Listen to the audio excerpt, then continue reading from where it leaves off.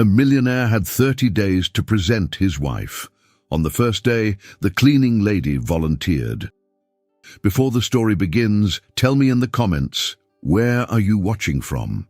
And if you enjoy emotional love stories with twists and heartwarming endings, subscribe to the channel. That way you won't miss a single chapter, and you'll help this channel grow and reach more people like you. Let's go on this journey together. The golden morning sun reflected off the mirrored windows of the Whitmore Ocean View Resort in Miami, where everything looked untouched, from the meticulously trimmed gardens to the imported marble in the main lobby. Inside, Brian Bennett walked with firm steps, immaculate in his petroleum blue suit. His face was serious, and his grey-green eyes seemed even colder in the daylight. At 35, he was the sole heir to the hotel empire founded by his grandfather, but an unexpected clause in the will put everything at risk. The meeting room was completely silent. In the center, the family lawyer, a gray-haired man with a stern appearance, handed over a sealed envelope. Mr. Bennett has 30 days to present a legitimate wife to the board. Otherwise, control of the company will be transferred to the interim council, he said firmly, as the board members exchanged hushed murmurs. Brian kept his posture, but inside, his pride twisted. "This is emotional blackmail from beyond the grave," he whispered to himself, irritated. But he knew there was no point in questioning it. Old Whitmore's word was law, even after death. Meanwhile, a few floors below, 27-year-old Sofia Rivera walked silently down the side hallway with her cleaning cart. Her black hair was pulled back into a simple bun. Her light brown skin glistened from the effort of her work, and her small but calloused hands pushed the weight with familiarity. As she passed in front of the meeting room, she heard a door click and shrank into a corner, trying not to get in the way. 30 days. "And I'll find someone perfectly presentable," Brian said, walking out of the room, loosening his tie. Sophia lowered her eyes, but as if on impulse, she raised her head and saw the man she had seen so many times only from a distance, in newspapers, magazines, the elevator. Now he was right there in front of her, vulnerable for a moment. Later, in the staff cafeteria, the news exploded. "Did you hear? The boss needs to get married in a month. I bet they're already picking out a blonde model from California to pretend she loves him," commented Clara, another cleaning staffer, through stifled laughter. Sophia didn't laugh. Her mother had overdue medical tests. Her sister needed help paying for school, and rent was 3 months late. Her salary at the resort barely covered basic expenses. She took a deep breath and whispered something that sounded unthinkable. "What if it were me?" Her co-workers laughed. "You, Sophia, please, he doesn't even know we exist." But in her mind, something had already shifted. The next morning, the resort was buzzing. Brian spoke sharply on the phone in the front hall while waiting for the car. "Hiring an actress, faking it, that's not going to work. I want someone who's not a walking scandal, someone who seems authentic." Sophia stepped off the elevator, her navy blue uniform freshly ironed and a serious expression on her face. Her heart pounded, but she didn't hesitate. She stopped in front of him and spoke with a firm voice, even as the floor seemed to vanish beneath her feet. "Mr. Bennett, if you haven't chosen anyone yet, I'm offering myself." He looked at her like he hadn't heard right. "You're the cleaning lady, right?" "Yes, but I'm also a woman. I'm discreet, I'm polite, and I need the money." There was a second of absolute silence. The driver, standing nearby, pretended not to hear. Brian blinked slowly, trying to process what had just happened. "Do you have any idea what you're saying?" "I do. I don't know how to pretend to be rich, but I know how to pretend to be strong. And maybe that's enough." It was the first time in years someone had said something to him that didn't sound rehearsed or flattering, just honest. Brian looked away, as if considering the proposal. For a moment, something in his long-locked chest stirred. "Get in the car," he said finally. "Let's talk." Sophia hesitated, looked around at her uniform, her hands stained with cleaning product, and got in. The car glided through the streets of Miami as she silently said goodbye to the life she knew. That was the beginning of the lie that would change both their lives. But neither of them knew that the contract between them would ignite. A real love, born in the most unlikely place, among hurt, appearances, and fate. The silence inside the car was tense, broken only by the low hum of the air conditioning and the muffled sounds of Miami outside. Sophia kept her hands on her lap, trying to steady the tremble in her fingers. Her eyes were fixed on the passing view, the luxurious storefronts, seaside restaurants, and well-dressed people who seemed to live on another planet. A planet she had never been invited to. Brian Bennett, beside her, looked over discreetly, trying to figure out this woman in a simple uniform, with a determined gaze and upright posture despite the tension. Something about her intrigued him. It wasn't beauty, though she had a presence money couldn't buy with surgery or makeup. It was truth. "What's your name?" he asked, breaking the silence with his deep voice. "Sophia Rivera," she replied without hesitation. "I've been working in cleaning for 3 years, always on the morning shift." "You know this isn't a game, right?" he said, looking forward. "If I present someone to the board, they'll investigate, follow, test them. They'll want it to look like a real marriage." Sophia looked at him firmly. "I have nothing to hide, and I know how to pretend when I need to." Brian raised an eyebrow. "Have you ever pretended to love someone before?" She looked away for a moment. "I've had to pretend it didn't hurt to be ignored. I think it's similar." The impact of her words echoed inside him. For the first time, Brian didn't know what to say. The car pulled up in front of one of the Bennett family's luxury mansions, away from the city center, with high walls and an electronic gate that opened smoothly. Sophia stepped out hesitantly, her wrinkled uniform clashing with the scene. A butler came to meet them discreetly. "Take Miss Rivera to the guest room in the East Wing. I want her to have new clothes by morning. And call Mrs. Delaney. Tell her I need an image consultant today." The butler hesitated, but replied with a respectful, "Yes, sir." Sophia looked at him, surprised. "Are you really going to transform me?" "No. I'm going to make it look like you've always belonged in this world," he said curtly, before turning his back. That night, Sophia slept on an Egyptian cotton mattress, but her body was far too restless to accept the comfort. The walls of the suite were light, elegant, and silent, and she didn't know what she was doing there. The next morning, Miami woke under a clear sky. In the mansion's dining room, Sophia appeared with her hair down for the first time. The beige dress she wore was simple but elegant, highlighting her hazel eyes. The household staff watched her discreetly, whispering in corners. She was the cleaning lady. "Now they're saying she's going to be Mr. Bennett's wife?" said one of the cooks, stunned. In the library, Brian was reviewing some documents when the door opened. She entered silently. He looked her over, and for a moment said nothing. "You look different," he murmured, almost confused. "So do you," she replied. "You seem less scary in the daylight." He smiled slightly, as if unsure whether to laugh or take it seriously. "All right, Miss Rivera, let's rehearse. In 3 days, we have a dinner with the shareholders. They need to believe we're a couple in love." She nodded. "Okay. Then let's begin the lie." He stepped closer, extending his hand. "First lesson, never call me sir in public. Brian, just Brian." Sophia hesitated for a moment, before taking his hand.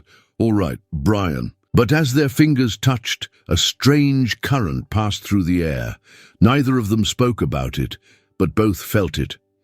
In the boardroom in downtown Miami, Brian Bennett's name was the subject of whispers. Bets on who he would choose were running wild among shareholders and the press.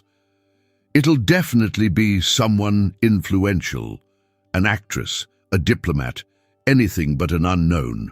One executive said, laughing with disdain. Little did they know that, at that very moment, the supposed wife was learning how to smile in front of a mirror, while carrying the weight of pretending to be someone she never had the chance to be. But what no one expected was that amid the act, deep truths would begin to surface. And, among so many lies, a real feeling would begin to grow, exactly where it was least expected.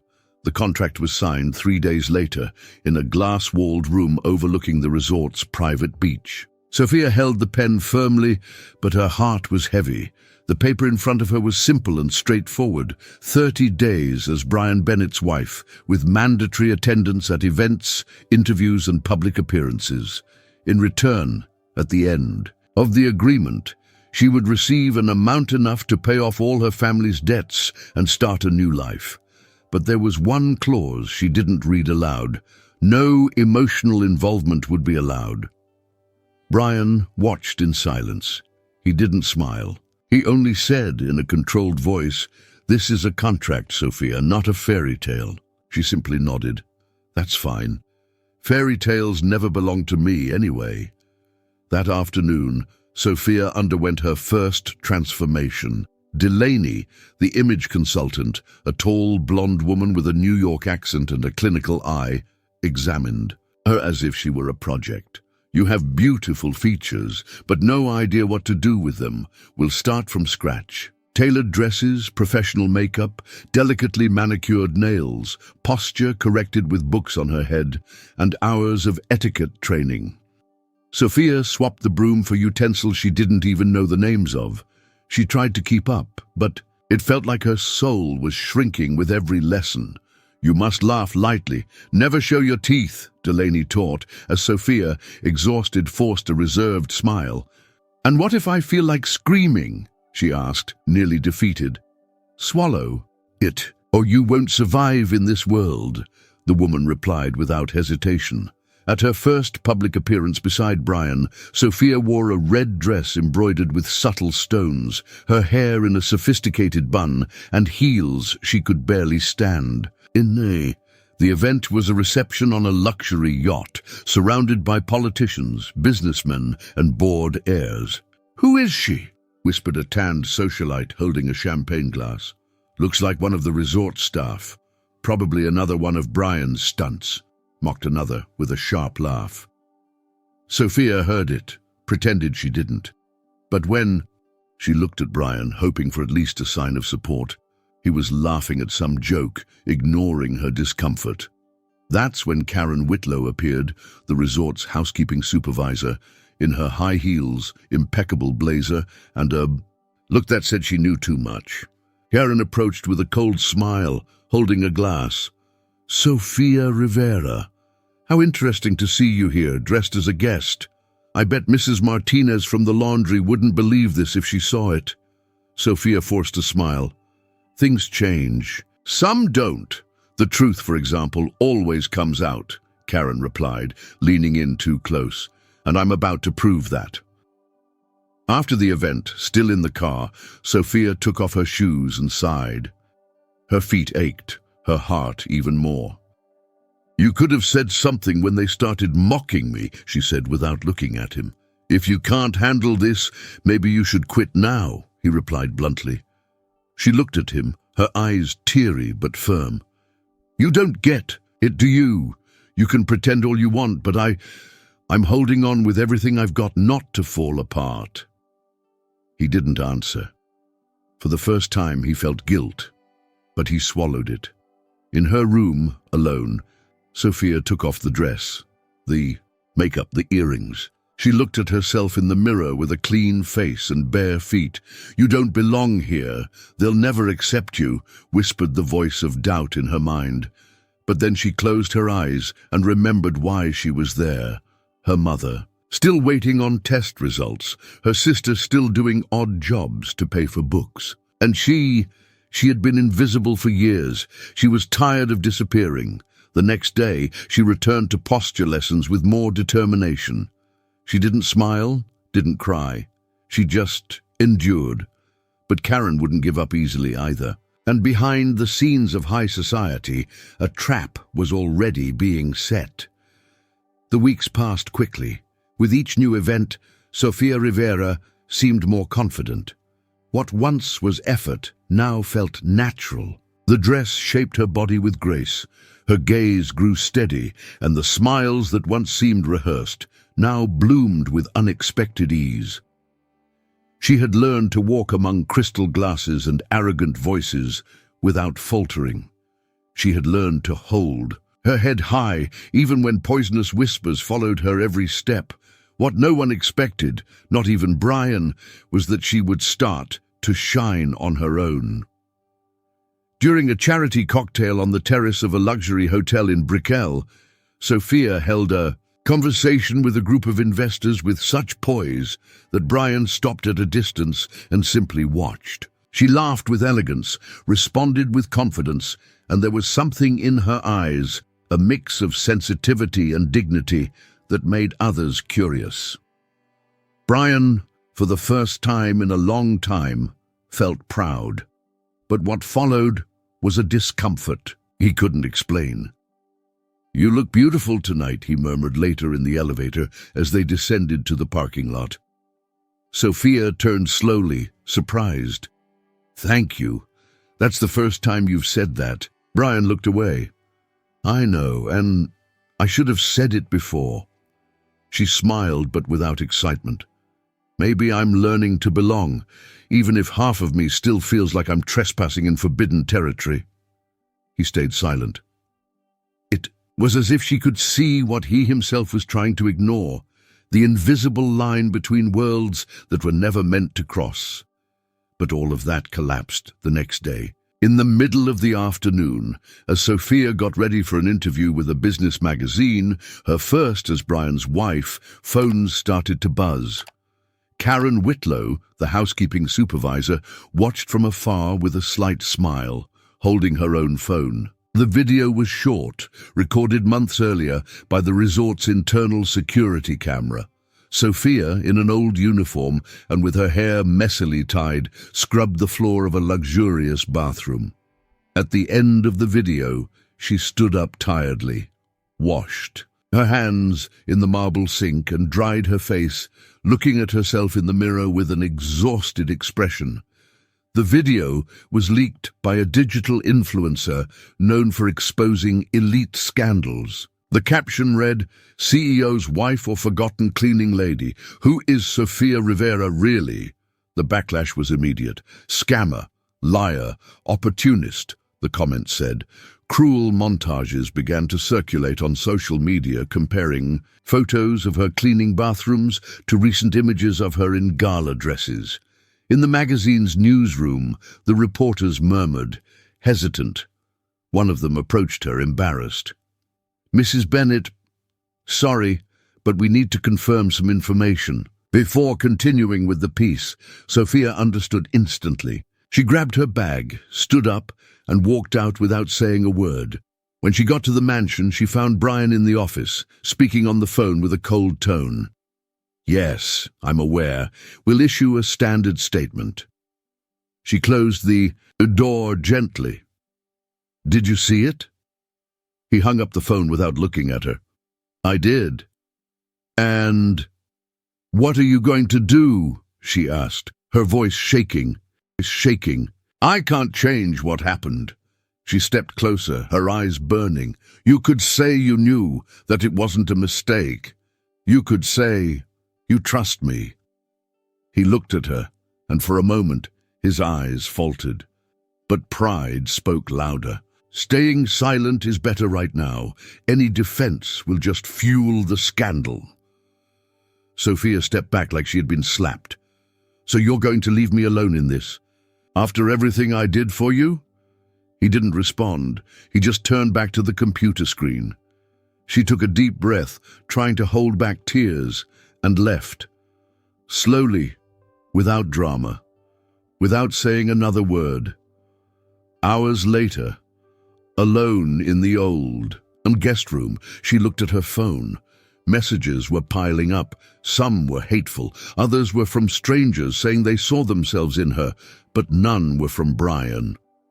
In the dark, sitting at the edge of the bed, Sophia closed her eyes tight and murmured to herself, "They can laugh at who I was, but they can't erase who I am." On her phone screen, a new message appeared. From an unknown number, just 2 sentences. "They think you're weak. They have no idea what's about to awaken." She stared at that message like it was a promise, or maybe a warning. The guest room was empty. Sophia had left early in the morning, silent as a shadow. She didn't leave a note or a message. She just took her things, returned the dress from the last public event, and gently locked the door. The only sign of her presence was a simple necklace left on the dresser, a small silver medallion of Guadalupe worn by time.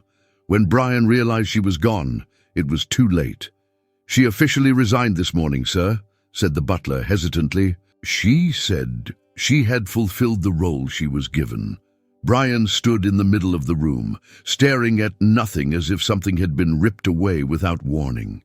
The silence in the house felt deeper without her, more uncomfortable, colder. "She was just another employee, right?" he muttered to himself, trying to believe it. But he couldn't. On social media, the scandal faded with time. A new millionaire had been arrested for money laundering, and the media's attention shifted like the wind. Sofia Rivera's story began to disappear from the headlines, but something inside Brian remained stubbornly present. That night, he went up to the room where she had slept. He opened the empty closet, sat at the edge of the bed, and held the forgotten medallion. And for the first time, he felt something missing, not the public figure, but the quiet, strong woman who spoke from the heart, even when she had no place being there. Across town, Sophia was pushing an improvised wheelchair with her mother seated, wrapped in an old blanket. The neighborhood was tight, with attached houses, uneven sidewalks, and peeling walls. There no one judged her, but no one protected her either. In the small 2-room apartment, the sound of the old TV filled the air. Sophia's younger sister, Daniela, sat on the floor, surrounded by college books and papers. "Are you sure you don't want me to get another job?" Daniela asked, worried. Sophia shook her head gently. "I can handle it. I've cleaned floors. Before I can clean them again." Their mother coughed on the couch. Sophia rushed over, bringing water with sugar and covering her with another blanket. "It'll pass. We just need some time, a little peace." But peace didn't last long. That same week, she received an official notice. Her name had been removed from the resort's future hiring registry, cancelled, invisible once again. Meanwhile, Brian tried to move on as if nothing had happened. Meetings, reports, events, but her presence followed him in every corner of the mansion, in the gestures of other women, in the sound of silence. Until one day, he decided to find out why Sophia had left college. He asked an assistant to conduct a discreet search. The report arrived in less than 24 hours. Sophia Rivera was studying nursing, 3rd semester, full scholarship. She dropped out for a serious reason, according to records, to care for her mother diagnosed with kidney failure. Brian stood still for long seconds, fingers gripping the paper tightly. "She left college to clean bathrooms at my hotel." That's when something inside him, something buried beneath arrogance, pride, and coldness, broke. The next day, he went to the neighborhood where she lived. He wore dark jeans, a plain shirt, no security, no luxury car. He stopped in front of the house, watching discreetly. Through the window, he saw Sophia helping her mother walk to the wheelchair. She was smiling, a tired smile, but a real one. A smile he had never seen while she was by his side. He stepped forward, then stepped back. She deserved more than cold apologies. She deserved someone who saw her for who she was, without needing a contract. But as he turned to leave, a neighbor recognized him. "Aren't you the guy from the internet scandal? Her fiancé or whatever?" Brian didn't respond. He just swallowed hard and walked away in silence, the silver medallion still in his pocket. The sky that afternoon was overcast, heavy like the silence between them. Sophia was hanging clothes on a small makeshift clothesline in the backyard, while Daniela helped their mother drink tea on the porch. The distant sound of an engine stopping caught her attention. She turned slowly and froze. Brian Bennett was there, but not the Brian she knew. He had traded the impeccable suit for a simple jacket, jeans and sneakers. His hair was messy, and he held something unexpected in his hands, a bag with fruit, bread, and some medicine. She took a deep breath, gripping the clothesline tightly. Her face flushed. "Are you lost?" she asked, her voice sharp. He took a step forward, hesitating as he stepped onto the packed dirt of the yard. "No, I'm exactly where I need to be." "You didn't need to come here," she said coldly. "I know," he replied, "but I needed to see with my own eyes what I lost." Sophia crossed her arms, feeling her heart pound inside her chest. "You didn't lose anything. You just gave back to the world what you tried to use."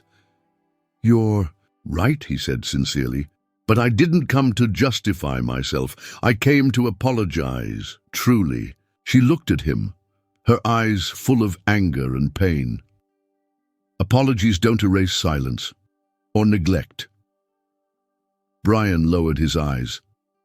"I was a coward, and I'm trying to make it right, even if you never forgive me." Before she could respond, a cry from the porch broke the moment. "Mom!" Daniela rushed to the wheelchair. Sophia's mother was trembling, her lips purple, her body collapsing. Sophia ran, crouching down in desperation. "Mom, look at me! Breathe! Please!" Brian knelt beside her without hesitation. He grabbed his phone and called immediately. "I need an ambulance now. 24th Street, number 112, Little Havana. It's urgent." The tension of the moment swallowed any resistance. Sophia held her mother against her chest while Daniela cried. Brian stayed calm, calling the nearest private hospital.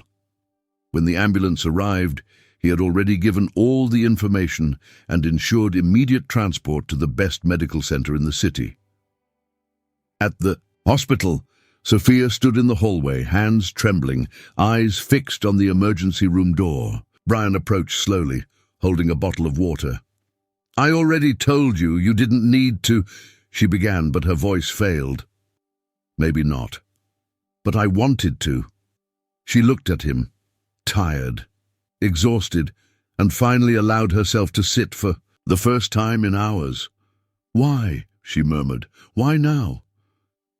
Brian sat beside her without touching her. "Because seeing you there, in the middle of all this, made me realize how small I've been. You faced everything with dignity. I only saw your uniform. I never saw the woman you are." Her eyes welled up, but she didn't cry. "I'm not perfect, Brian." "Neither am I," he replied.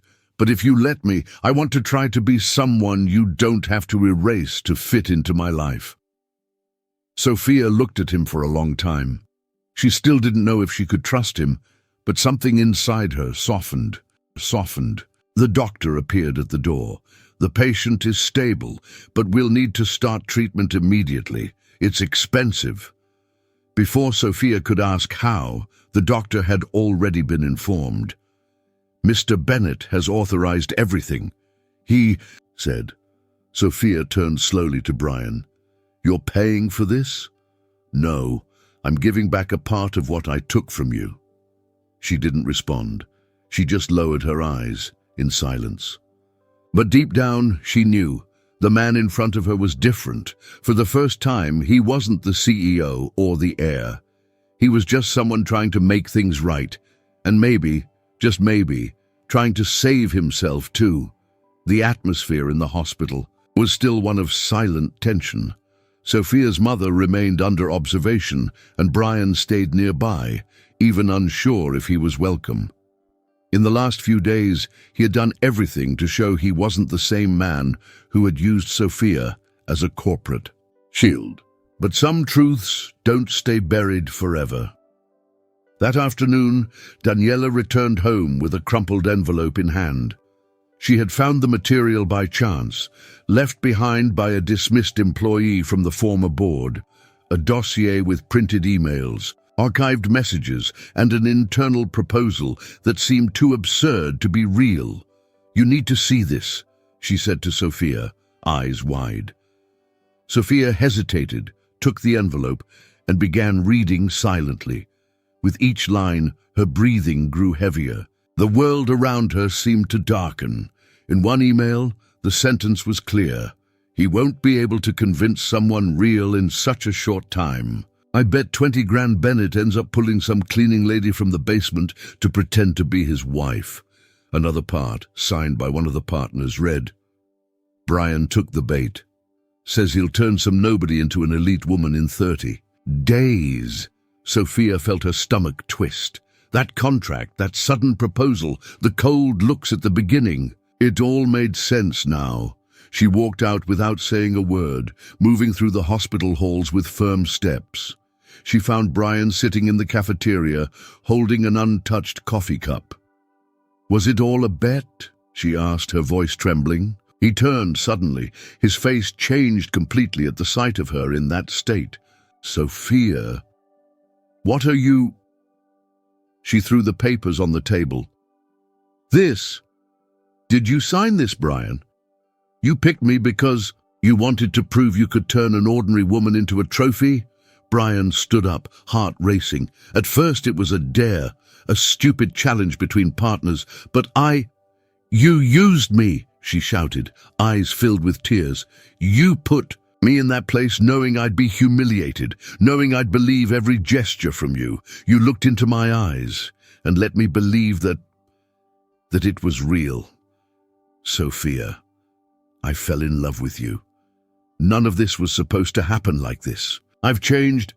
"You've changed?" she interrupted, voice broken by pain. "You had the chance to tell the truth. You had the chance to defend me, but you chose silence again." He stepped closer, trying to touch her, but she took a step back. That gesture hurt him more than any word. "You don't understand. I regret every day not doing it differently. I just wanted to fix it. Some things can't be fixed with money or regret," she said firmly. Brian felt desperation rise. This wasn't just the woman he deceived. She was the only one who had seen him without a mask, and now he was losing her. "Look at me, Sophia, please. Don't leave like this." She finally looked at him, but there was no hatred in her eyes. There was something more painful, disappointment. "You asked me to pretend to be your wife, and for a moment I wished it were true." She turned and walked away, without looking back. Brian sank into the chair, feeling the weight of failure like never before. There, in that moment, the CEO, the millionaire, the untouchable man, broke. Outside, Sophia walked with uncertain steps, down the sidewalk dampened by the light rain beginning to fall. But in her chest, what was falling was a love that until recently had seemed possible. But how can you trust someone who bet on your pain? 2 days had passed since Sophia and Brian's confrontation at the hospital. She hadn't replied to his messages or answered any calls.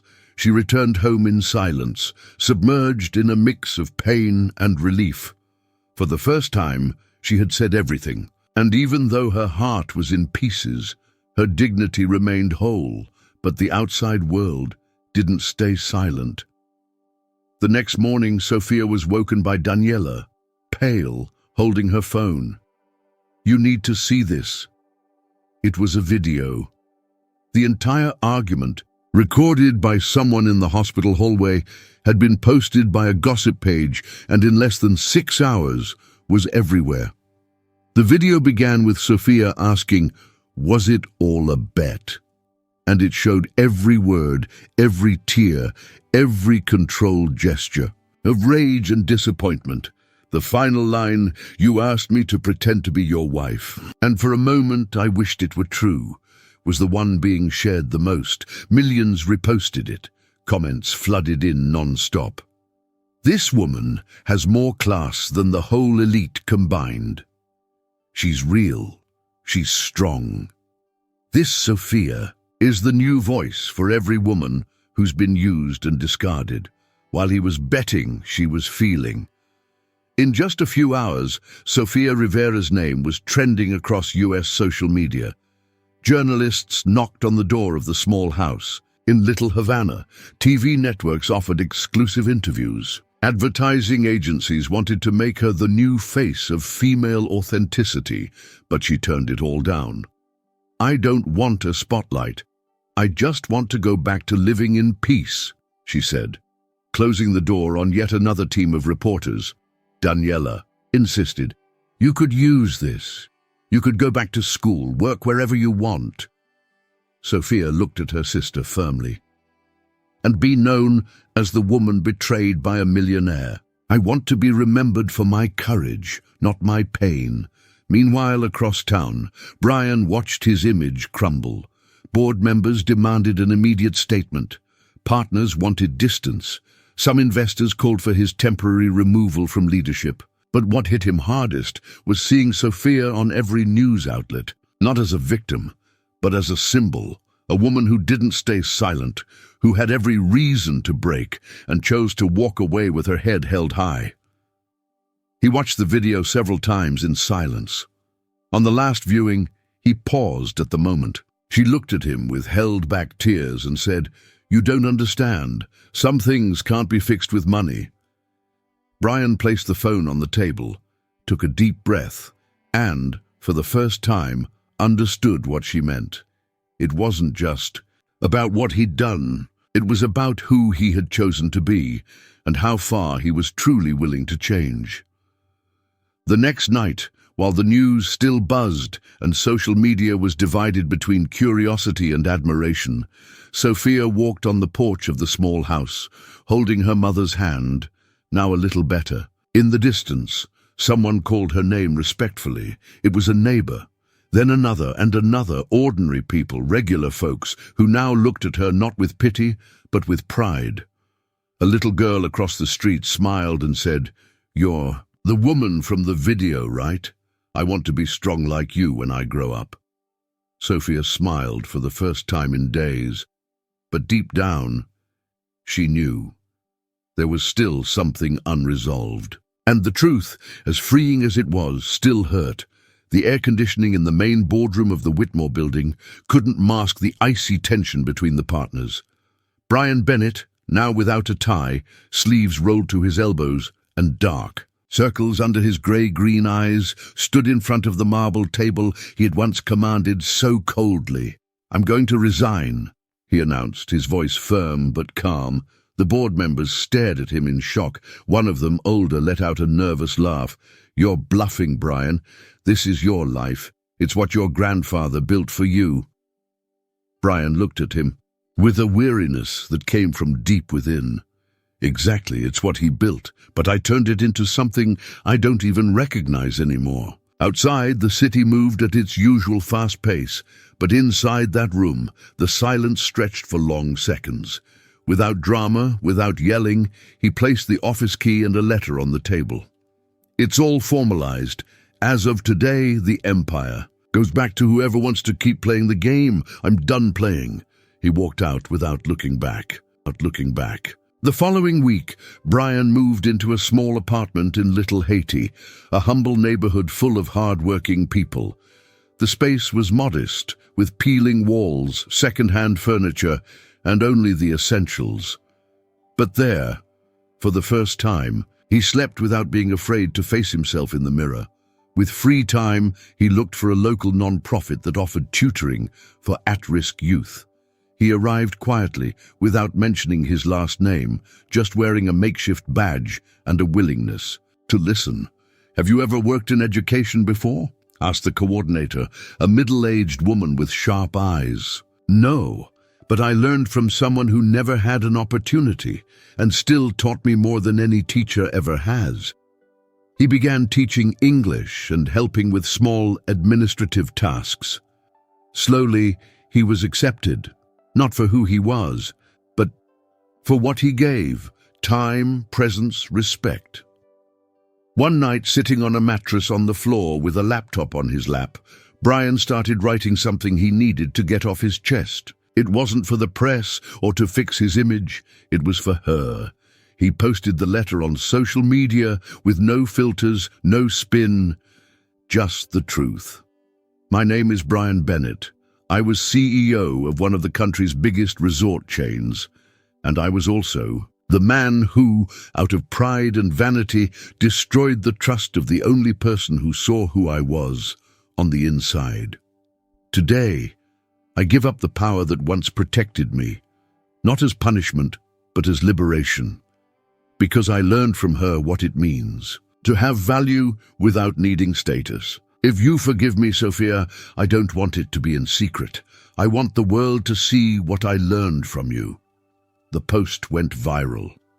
Within hours, comments poured in, full of surprise, support, and skepticism. For the first time, a rich man doesn't try to clean himself up, he strips himself bare. If this is real, he deserves a fresh start. It's the least he could do, but maybe it's the beginning of something bigger. Sophia saw the letter the next day when a neighbor knocked on the door holding her phone, eyes teary. "It's him. You need to read this." She read every word slowly, sitting next to her mother. She didn't know what to feel at first. The wound was still open, but there was something there she had never seen before. Truth, stripped of ego. In the last line of the letter, Brian had written, "You weren't just my chance. You were my mirror, and now for the first time, I want to deserve what I saw reflected in you." Sophia closed her eyes. Her heart tightened. She still didn't know if she was ready to forgive, but for the first time, she believed he might be ready to truly love. The morning dawned cloudy in Miami, with a gentle breeze sweeping through the narrow streets of Little Haiti. Sophia wore a simple blouse and jeans. Her hair flowed loose in the wind. She walked slowly, her heart uneasy, guided by a feeling she couldn't name. After days of thinking, feeling, reading and rereading Brian's letter, she needed to see him with her own eyes, not in the media, not as a CEO, but as a man. She arrived at a community school with colorful walls and a modest front. Outside, the voices of children echoed from the playground. Sophia stood still, watching through the open gate. Inside the classroom, Brian was crouched next to a teenage girl, explaining an equation on the whiteboard with a shy smile and attentive eyes. He wore a faded grey t-shirt, simple pants, his hair longer than before, and stubble on his face. But what stood out most was how he moved. No rush, no masks, just present. Sophia stayed there, frozen. For a few minutes, just observing, until he saw her. Brian's eyes locked on her. The marker slipped from his hand. The children noticed the sudden silence. "Mr. Bennett?" asked a boy. But he didn't answer. With his heart racing, Brian stood slowly, crossed the room, and stepped out the side door. Sophia didn't move. The world seemed suspended in time. When he approached, their eyes met, and no words were needed. No sentence could be bigger than that moment. Brian stopped less than a meter from her, his eyes filled with tears. Sophia walked the rest of the way, and without hesitation she hugged him. A full embrace, strong, true, like someone who didn't want to pretend anymore, like someone who understood that real love doesn't require explanations, no luxury, no contracts, no more guilt. He wrapped his arms around her like he was afraid to let go, like he needed that touch to breathe. Sophia rested her head against his chest, and for a moment the world went quiet. "I have nothing left," Brian whispered, voice breaking. "But still, if you're here, maybe I have everything." She closed her eyes. "I didn't come out of pity or because I missed you. I came because I'm tired of fighting what I feel." He held her tighter. There, among the sounds of children playing and the distant traffic, they found each other for the first time, without illusions, without hierarchies, without the past. two broken souls rebuilt from the inside, ready to begin again. A year had passed since that quiet reunion at the community school in Little Haiti. The transformation didn't happen overnight. It was built with patience, small gestures, and the humility to start over. Neither of them tried to rush time. They learned to listen, to heal without hiding scars. The love growing there wasn't made of luxury, but of presence. At the school where they saw each other again after everything fell apart, a new space was rising, with anonymous donations, volunteers from across the city, and a lot of quiet dedication. The project was called Roots of Dignity, a social initiative focused on education, job training, and emotional support for working women and at-risk youth. Sophia led the training classes. She created a program to support single mothers, offering not only courses, but also a community daycare and psychological support. Brian, far from the corporate spotlight, was just another volunteer. He taught English, administrative skills, and helped young people build resumes, something he had learned to do from scratch. At the official opening, the graffiti-covered space was packed. Whole families squeezed in to hear the couple's first speech. Sophia stepped onto the small stage in a light blue dress made of simple fabric, her hair down, eyes misty. She took a deep breath before starting. For a long time, I thought the world was made of those who give orders and those who obey, of those who rise and those who clean the floor. But today, I know what really builds a dignified life is how you see others, the eyes of someone who truly sees. Brian walked up, gently took her hand. They looked at each other with deep understanding. I was raised to believe power came from what you have, but she showed me the greatest power is the power to change. The crowd gave a standing ovation. 2 weeks later, in a community garden decorated with flowers picked by students from the project, the wedding took place. No magazine photographers, no list of important guests. Just neighborhood residents, volunteers, friends, and students. Daniela played guitar, while Sophia's mother, now recovered, smiled with tearful eyes. Sophia walked down a makeshift aisle between wooden benches, dressed in white, not for status, but for a dream. Brian waited in a light linen shirt, worn, shoes and eyes shining like it was the first time he'd seen her. When they met at the small altar, he held her hands tightly. Today, there's no contract, just choice. And I choose you. With all your truths, with everything you are. She smiled, emotional. And I choose you, not for what you represent, but for the man you've become. In the background, children tossed handmade flower petals. The whole community was moved, not by luxury, but by truth. There was no spectacle.